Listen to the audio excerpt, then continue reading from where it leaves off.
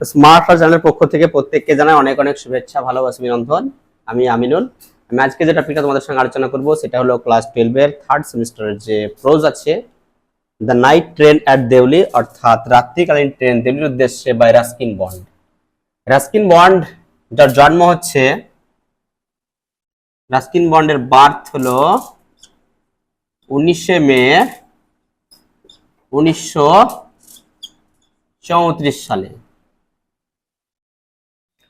এই Ruskin bond একজন ভারতীয় হওয়া সত্ত্বেও তিনি বিদেশি ভাষায় লেখালেখি করতেন, ইংরেজি সাহিত্যে, এবং তিনি তার জীবনে মোট 500 খানা শর্ট স্টোরি লিখেছিলেন, যার জন্য তিনি আজও জনপ্রিয় হয়ে আছেন। রাস্কিন বন্ড জনপ্রিয় হয়ে আছেন সব থেকে বেশি তার শর্ট স্টোরির জন্য। এবং এই রাস্কিন বন্ড সাহিত্য একাডেমি অ্যাওয়ার্ড পান। রাস্কিন বন্ড সাহিত্য একাডেমি অ্যাওয়ার্ড পান 1992 সালে, এবং তিনি পদ্মশ্রী অ্যাওয়ার্ড পান 1999 সালে, এবং তিনি পদ্মভূষণ অ্যাওয়ার্ড পান 2014 সালে। এবং the night train at Deoli, এই শর্ট স্টোরিটি যেখান থেকে নেওয়া হয়েছে সেটার নাম হলো the night train at Deoli and others. কি বলা হলো যে the night train at Deoli, এই শর্ট স্টোরি যেখান থেকে নেওয়া হয়েছে সেটা হলো the night train at Deoli and others. এখান থেকে নেওয়া হয়েছে এটা, এবং এটা পাবলিশড হয় 1988 সালে। এটা পাবলিশড হয় কবে? 1988 সালে। বোঝা গেল? এবং এখানকার যে দুটো মূল চরিত্র আছে, প্রধান চরিত্র, সেটা হলো, একটা হলো আমাদের প্রোটাগনিস্ট।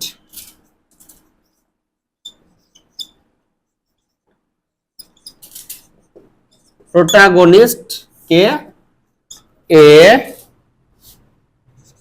ইয়ং কলেজ স্টুডেন্টস, এবং দ্বিতীয় হলো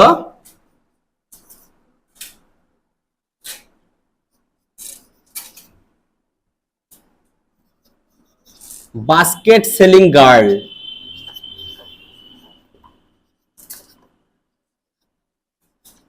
বোঝা গেল? তাহলে কি বুঝলাম যে এই যে গল্পটা আমরা পড়বো, short story the night train at Deoli, এটার যে দুটো প্রধান চরিত্র আছে সেটা হলো দ্য প্রোটাগনিস্ট, অর্থাৎ হিরো যে গল্পের মধ্যে, সে হলো একটা ইয়ং কলেজ স্টুডেন্টস। 18 বছর যার বয়স, 18 বছর বয়স, একটা কলেজ পড়ুয়া ছাত্র, সে হলো এখানকার প্রোটাগনিস্ট হিরো। এবং এখানকার মধ্যে প্রধান নারী চরিত্র, হিরোইন যে নায়িকা, যে প্রধান চরিত্র, সে হলো দ্য বাস্কেট সেলিং গার্ল, একটা ঝুড়ি বিক্রেতা তরুণী। বোঝা গেল? আচ্ছা, দেখি চলো এবার আমরা টেক্সটটা লাইন বাই লাইন পড়ি। When I was at college, যখন আমি কলেজে পড়তাম, I used to spend my summer vacation in Dehra. আমার যে গ্রীষ্মের সময় ছুটি পড়তো সেটা আমি কাটাতাম কোথায়? দেহরাদুনে, দেহরাতে। ঠিক আছে? At my grandmother's place, আমার সেই ঠাকুমার কাছে, আমার ঠাকুমার যেখানে বাড়ি, যেখানে বাস করতো, সেখানে যখন গ্রীষ্মের সময় আমি ছুটি পেতাম, সেই ছুটি আমি আমার ঠাকুমার সঙ্গে কাটাতাম দেহরাতে। বুঝা গেল? তারপরে দেখো, I would leave the plane early in May and return late in July. I would leave the plains, আচ্ছা, প্লেন মানে সমতল, মানে আমরা জানি যে গ্রীষ্মের সময় যে যেখানে বসবাস করতো এই রাস্কিন বন্ড, যেখানে ছুটি কাটাতো, সেগুলো পাহাড়ি এলাকা। এই দেহরাদুন হলো, দেহরাদুন, মুসৌরি, এর আগে যে 12 ক্লাসে যেটা ছিল, থ্যাংক ইউ দা হিসাবে বললাম, ওখানে দেওয়া আছে দেহরাদুন, মুসৌরি, সমস্ত কথা উল্লেখ আছে, অর্থাৎ পাহাড়ি এলাকা। ঠিক আছে? তো বললো আমি সমতলটাকে ত্যাগ করতাম, সমতল ছেড়ে যেতাম, মানে কলেজ যখন ছুটি পড়তো গ্রীষ্মের, তখন সমতল ছেড়ে যেত। কখন? ইয়ারলি ইন মে, মে মাসের প্রথমের দিকে, ইয়ারলি ইন মে, তাই না? মানে মে মাসের প্রথমের দিকে, মনে রাখবা এটা MCQ A. Yearly in May, মে মাসের প্রথমের দিকে ছুটির জন্য আমি এখান থেকে যেতাম, এন্ড রিটার্ন, এবং ফিরে আসতাম লেট ইন জুলাই। লেট মানে শেষ, মানে জুলাই মাসের শেষের দিকে আসতাম। তাহলে ও যখন কলেজ ছুটির জন্য যখন গ্র্যান্ড মাদারের কাছে যেত, মে মাসের প্রথমের দিকে যেত, আর ফিরে আসতো জুলাই মাসের শেষের দিকে। ঠিক আছে? দেউলি ওয়াজ এ স্মল স্টেশন। দেউলি কি আমরা একটা ছোট্ট একটা স্টেশন দেউলি, খুব ভালো করে মনে রাখবা। যে ট্রেনের লেখক চেপিছে এখন আমাদের ন্যারেটর, কি বললাম গল্পের মধ্যে শিরোনাম যে টাইটেল আছে এখানেই বোঝা যায় গল্পের অনেকটা ঘটনা কেমন হবে, তাই না? এটা এখানে বলছে যে দেউলির উদ্দেশ্যে রাত্রিকালীন ট্রেন, তো ও যে ট্রেনে চেপেছে সেই ট্রেনটা যাবে দেউলির দিকে, স্টেশনের দিকে। দেউলি কেমন? দেউলি ওয়াজ এ স্মল স্টেশন। দেউলি একটা ছোট্ট station, about 30 Miles from Dehra, Dehra থেকে যেটা 30 মাইল দূরে, ঠিক আছে। ইট মার্কড, এটাকে চিহ্নিত করা হয়েছে। ইট মানে কোনটা? দেউলি স্টেশনটা। The beginning of the heavy jungles of the Indian Terai, Terai লেখা আছে। তোমরা তরাই নাম শুনেছো ভূগোলে? তরাই শুনোনি? শুনেছো, হ্যাঁ। এখানে বলা হয়েছে যে ইন্ডিয়ান যে জঙ্গল, যে তরাই যে জঙ্গল, ঘন জঙ্গল, ওটা শুরু হয় ঠিক এখান থেকে। ওই হিসাবে চিহ্নিত করা হয়েছে। কোথায় থেকে শুরু হয়? যে দেউলি স্টেশন, তারপরে থেকে ঘন জঙ্গল শুরু হয়, এই হিসাবে চিহ্নিতকরণ করা হয়েছে দেউলি স্টেশনটাকে। বোঝা গেল? তারপরে দেখো, the train would reach Deoli at about 5 in the morning, এবং ট্রেনটি গিয়ে দেউলি স্টেশনে পৌঁছায় মোটামুটি 5টার সময় সকাল। মোটামুটি মানে একেবারে পারফেক্ট 5টা নয়, হয়তো একটু বাকি থাকতে বা 5টা থেকে একটু পরে, ঠিক আছে। মোটামুটি অ্যাবাউট 5 মর্নিং, অ্যাবাউট মানে প্রায় 5টার দিকে সকাল পৌঁছায় ট্রেনটা। When the station would be dimly lit with electric bulbs and oil lamps, তাহলে কি বলো, যখন সকাল 5টায় ট্রেনটি গিয়ে স্টেশনে পৌঁছায় তখন স্টেশনটা কেমন হয়? স্টেশন উড বি ডিমলি, আচ্ছা ডিম লাইট মানে আবছা আলো, তাই না? আবছা আলো, অস্পষ্ট আলো যখন হয়, পরিষ্কার পরিচ্ছন্ন অনেক ভীষণ আলো যখন থাকে না, তখন সেটা ডিম লাইট বলা হয়। তাহলে স্টেশনটা কেমন হয়ে থাকে? Dimly lit with electric bulbs, মানে ভোরবেলা যখন হয় সকাল 5টা, সেই সময় তোমার যে লাইট গুলো জ্বলে স্টেশনের মধ্যে, এখনকার তো এলইডি এরকম পাওয়ারফুল লাইট না, তখন তোমার সেই লাল যে কাঁচের যে বাল্বগুলো হতো সেগুলো জ্বলতো, খুব অল্প আলো দিত, অস্পষ্ট, তাই না? তা বলা হয়েছে এরকম ইলেকট্রিক বাল্বগুলো জ্বলছে, এবং ওয়েল ল্যাম্পস, ওয়েল ল্যাম্প মানে কি? তেলের বাতি। ইলেকট্রিক বাতি এবং তেলের বাতি। তেলের বাতি বলতে কোনগুলো বোঝায়? হ্যাঁ, ল্যাম্প, হারিকেন ইত্যাদি এগুলো, তাই না? তেলের বাতি। তাহলে এই সমস্তগুলি জ্বলছে এবং সেগুলোর দ্বারা খুব অস্পষ্ট আলো হয়েছে, খুব বেশি আলো দিতে পারেনি এরা, হ্যাঁ, এরকম। And the jungle across the railway track, এবং জঙ্গলটি রেলওয়ে বরাবর, দেখো রেলওয়ে ট্র্যাক মানে রেল লাইন, যে রেল লাইন বরাবর যে জঙ্গলটা আছে সেটা কি হয়? ওর জাস্ট বি ভিজিবল, কোন রকমের দৃশ্য, সদৃশ্য হয়, মানে দেখা যায়, ভিজিবল মানে দেখা যায়। In the ফেন্ট light of dawn, ডন মানে আমরা জানি অন্ধকার, মানে অন্ধকার কেটে ভোরবেলা, প্রভাত মানে সকাল যখন হয় তার আগে যে হালকা হালকা আলো, লাইট আলো হয় ওই সময়টা, হ্যাঁ। তো কি বলা হয়েছে যে রেল লাইন বরাবর যে জঙ্গল সেটা কিন্তু ক্ষীণ আলো, ফেইন্ট মানে ক্ষীণ, মানে খুব অল্প যে আবছা আলো, অস্পষ্ট আলোতে জঙ্গলটা দেখা যায়, ঠিক আছে। তারপরে দেখো, Deoli had only lone platform, Deoli হলো একটা মাত্র একটা প্ল্যাটফর্ম, ঠিক আছে। প্ল্যাটফর্ম তো বোঝো তো, কাকে বলে প্ল্যাটফর্ম? স্টেশনে যাও 1 নম্বর প্ল্যাটফর্ম, 2 নম্বর প্ল্যাটফর্ম, এরকম একটাই প্ল্যাটফর্ম আছে, একটা নির্জন, যেখানে মানুষও বেশি নাই, অ্যালোন বলা হয়েছে, মানে ভিড় থাকে না, এরকম একটা নির্জন একটা প্ল্যাটফর্ম আছে দেউলিতে, ঠিক আছে, দেউলি স্টেশনে। আর সেই প্ল্যাটফর্মে কি আছে? An office for the station master, station মাস্টারের জন্য একটা মাত্র অফিস আছে। অ্যান্ড ওয়েটিং রুম, এবং যাত্রীর জন্য প্রতীক্ষালয়, মানে একটা ওয়েটিং রুম তোমরা জানো যেখানে যাত্রীরা অপেক্ষা করে বসে থাকে, এরকম একটা রুম আছে। দ্য প্ল্যাটফর্ম বস্টেড এ, আচ্ছা দেখো, বস্টেড মানে হলো তোমার অহংকার করা। কেমন অহংকার? যেমন ধরো দেখা গেল কোনো ব্যক্তির এখানে ইউনুসের হাতে 3টে ছেলে আছে, একজন এয়ারফোর্স, একজন সেনাপ্রধান, একজন মিস্টার এমএলএ, ঠিক আছে। তো ধরো 3টে ছেলেকে নিয়ে ইউনুস বলছে যে আমার ছেলেরাই আমার অহংকার, আমার ছেলেগুলাই আমার গর্ব, বলে না? হ্যাঁ, তো স্টেশনটার এখানে অহংকার কি নিয়ে দেখো, কথা বলে না, এরকম বলছে, হ্যাঁ দেখো এখানে বলছে দ্য প্ল্যাটফর্ম বস্টেড, মানে প্ল্যাটফর্মটি অহংকার করে কি নিয়ে?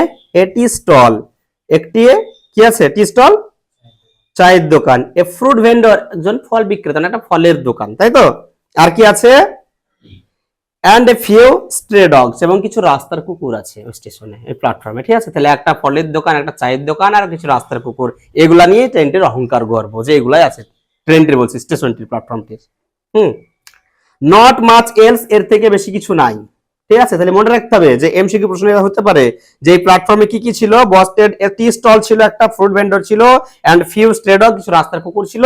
নট মাচ এলস, এর থেকে বেশি কিছু আর ছিল না।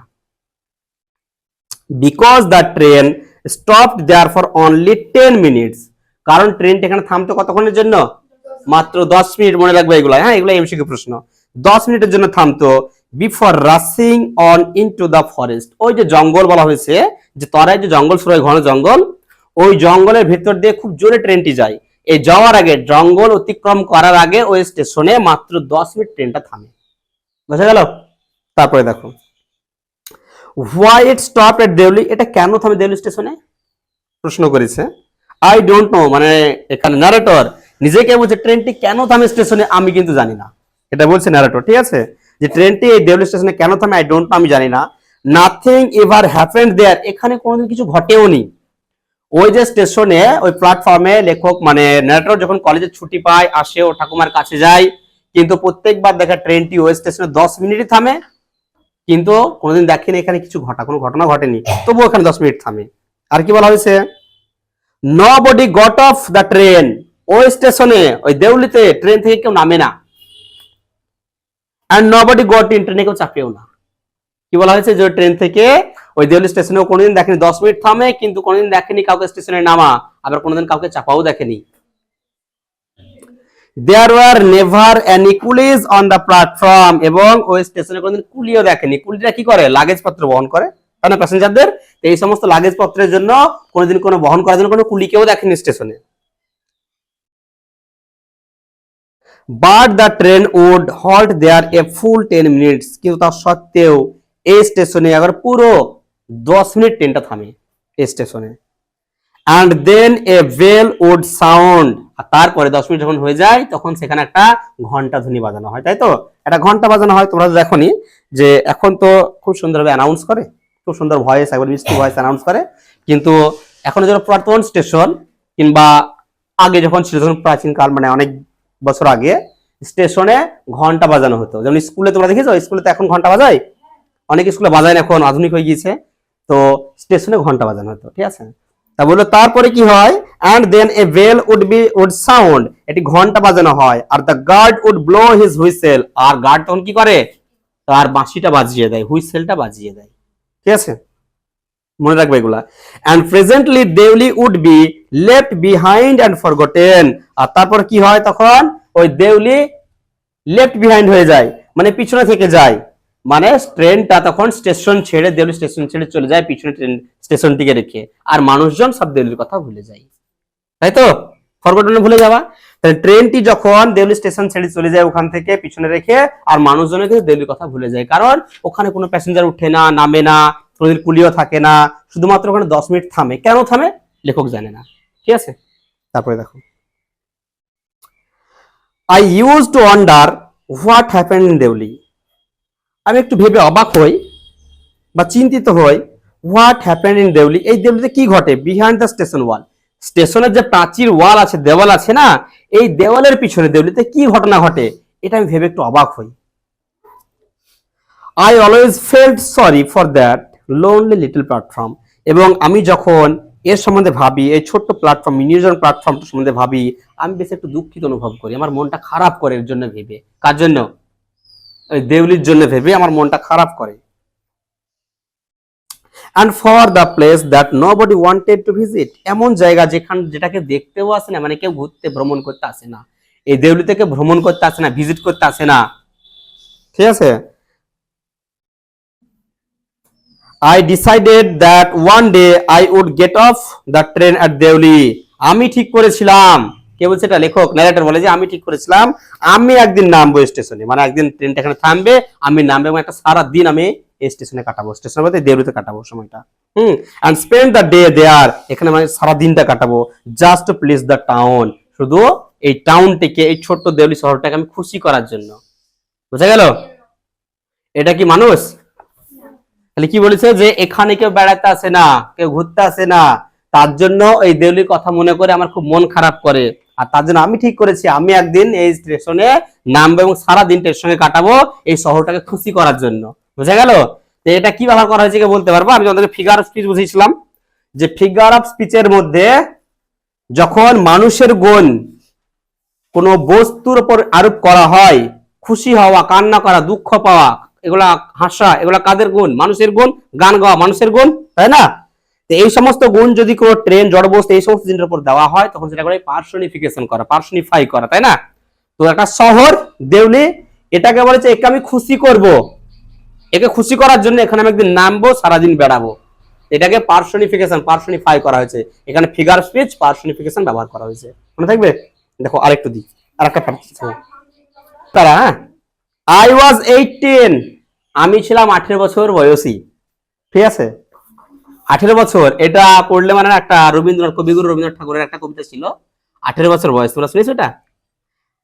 এই কবিতাটা আমাদের দাঁতপুরি হাই স্কুলের মাস্টার ছিল কৌশিক বন্দ্যোপাধ্যায়, ভীষণ সুন্দরভাবে পড়াতো। ঠিক আছে, তো 18 বছর বয়স কবিতাটা কেমন ছিল তোমার বলা হয়? তখন মনের মানুষে মানে মানুষের মনের মধ্যে অদম্য শক্তি, প্রাণ শক্তি, রক্ত গরম তেজ থাকে, হ্যাঁ, অসম্ভব জিনিসকে সম্ভব করতে ইচ্ছা হয়, যাই হোক সব জায়গায় প্রতিবাদ করতে মন যায়, মাথা তুলে দাঁড়াতে মন যায়, মাথা পেটে গেলেও মাথা নত করতে ইচ্ছা হবে না। ঠিক আছে, এরকম হলো বয়স, 18 বছর বয়স ওই কবিতার মধ্যে আছে। হ্যাঁ, এখানে সেরকম একটা স্টেজে আছে আমাদের ন্যারেটর, কি বলছে? আই ওয়াজ 18, আমি হলাম 18 বছর বয়সী, ভিজিটিং মাই গ্র্যান্ড মাদার্স, আমি এখন যাচ্ছি বেড়াতে কোথায়? আমার গ্র্যান্ড মাদারের কাছে। And the night train stopped at Deoli, এবং রাত্রের ট্রেনটা থামলো কোথায়? দেউলি স্টেশনে। ঠিক আছে, তাহলে যখন ন্যারেটর 18 বছর বয়স, ওর গ্র্যান্ড মাদারের কাছে, ঠাকুমার কাছে যায় বেড়াতে, ঠিক সেই সময় ট্রেনটি গিয়ে থামলো দেউলি স্টেশনে। A girl came down the platform, আর ঠিক সেই সময় আমাদের যে গল্পের যে প্রধান চরিত্র, হিরোইন, নায়িকা, তার এন্ট্রি হয়েছে। ঠিক আছে, দেখো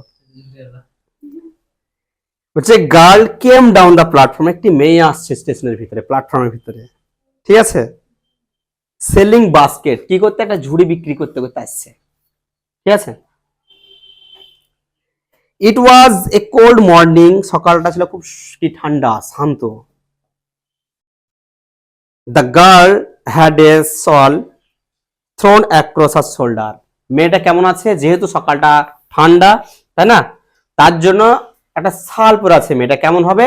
যেমন তোমরা চাদর পরো, চাদর তো ছিল না, এরকম ভাবে মেয়েটা তার কাঁধের উপর দিয়ে, শোল্ডার মানে কাঁধ, কাঁধের উপর একটা শাল দেওয়া আছে, শাল, বুঝে গেল? তো শালটা পরে আছে। হার ফিট ওয়ার বেয়ার, তার পা ছিল খালি, মানে পায়ে কোনো জুতো চটি কিছু ছিল না। ঠিক আছে, and her clothes are old, আর সে যে পোশাকগুলো পরেছিল সেগুলো কেমন ছিল? ওল্ড মানে পুরানো ছিল, পোশাকটা ছিল পুরানো। But she was young girl, কিন্তু সে ছিল একটা তরুণী, যুবতী মেয়ে ছিল।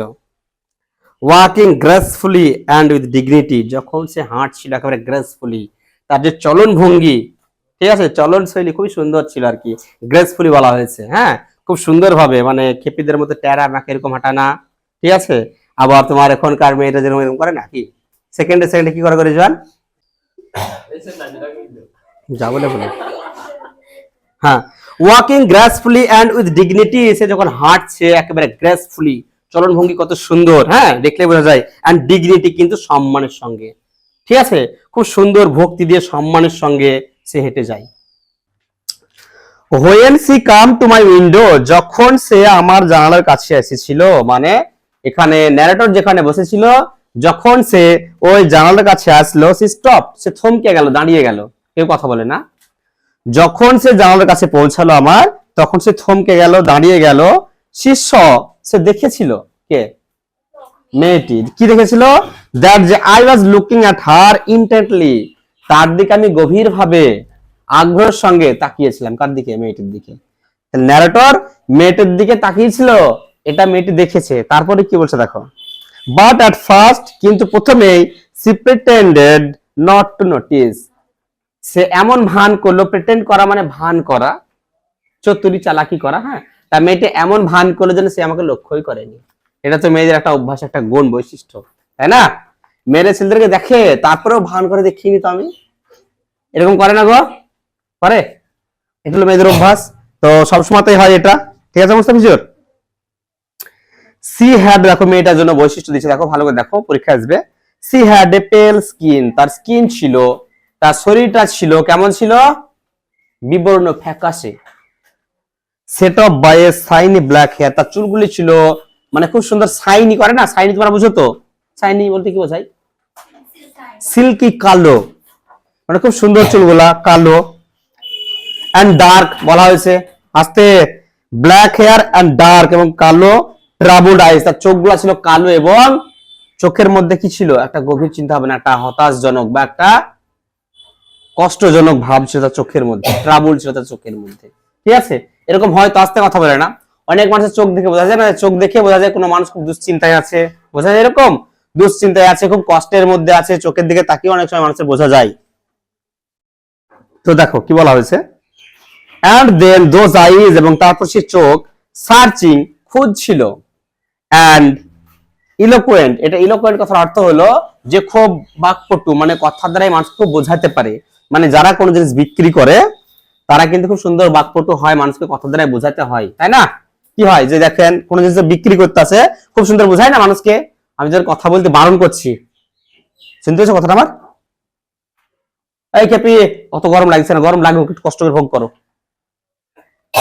চুপচাপ পড়ার দিকে তাকিয়ে থাকো, যেটা বলবো সেটা শুনবা। কি বললাম আমি, ইলোকুয়েন্ট, এর মানে কি বললাম, যে কথা দ্বারা মানুষকে খুব বোঝাতে পারে, বাকপটু বলা হয়েছে এরকম।